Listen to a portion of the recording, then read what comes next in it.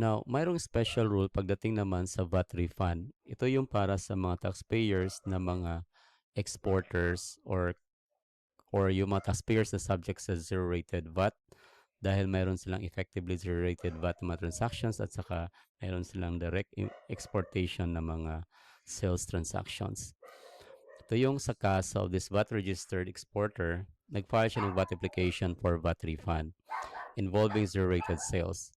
Now, the application along with the complete supporting was officially submitted March 5. Okay?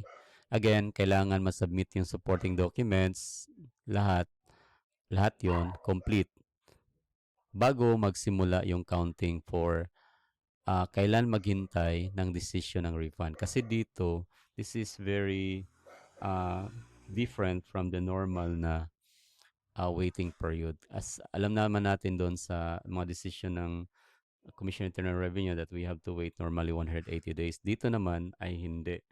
There is something, an element of urgency sa pagdating ng VAT refund related doon sa mga zero-rated sales.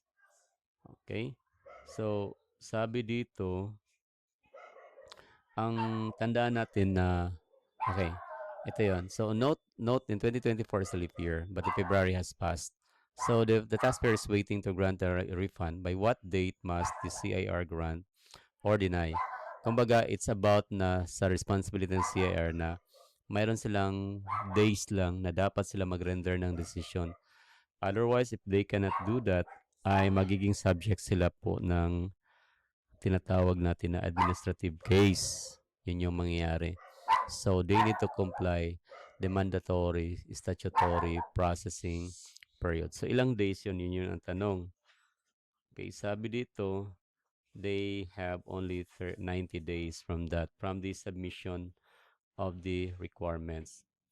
So, kung nag-submit sila March 5, so since March 5, so kung mag-count tayo, March 5 to March 31, that is 26 days.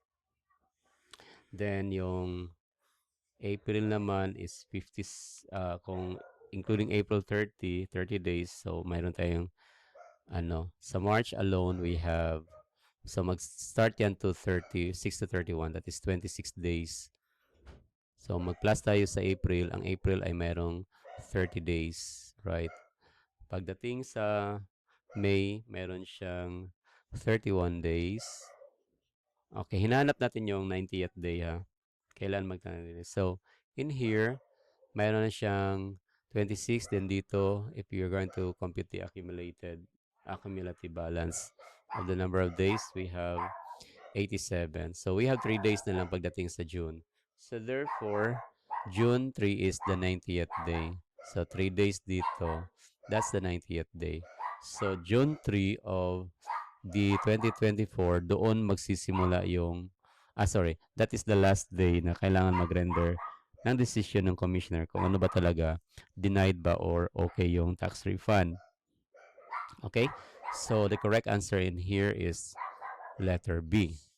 Now, let's try to twist a bit. Anong mangyari kung ang CIR fails to act on June 3?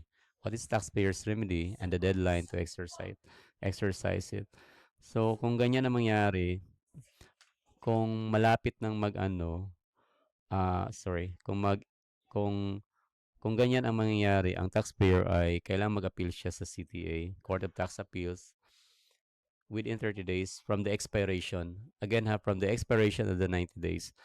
Unlike doon sa 2-year, kung if you can still remember yung 2-year statutory period, yung appeal sa CTA, kailangan mag-fall yun within the 2 years. Yung span of time. Kailangan within 2 years yung appeal.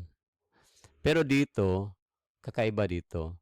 After the 90, ito yung 90th day, submission ito ng documents. So, after the expiration ng 90th day, automatic mayroong 30 days. Okay? From the lapse of that, 30 days must be counted kasi yan lang yung chance ng taxpayer para mag-apila patungo sa CTA. So, yun ang mangyayari. Okay? So, kung may inaction, Kung wala talagang action, ang ano 'yan, ang kumbaga ang assumption mo is there's a denial of your case do'n sa tax refund.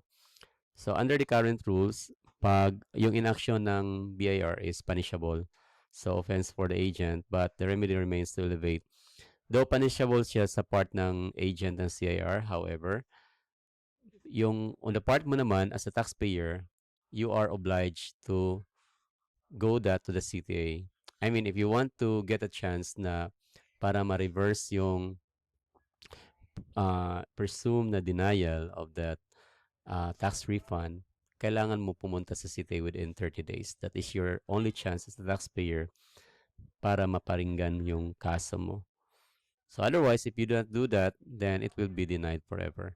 Kasi outside the 30 days, after the expiration of the 90 days, the CTA cannot acquire its jurisdiction over your case.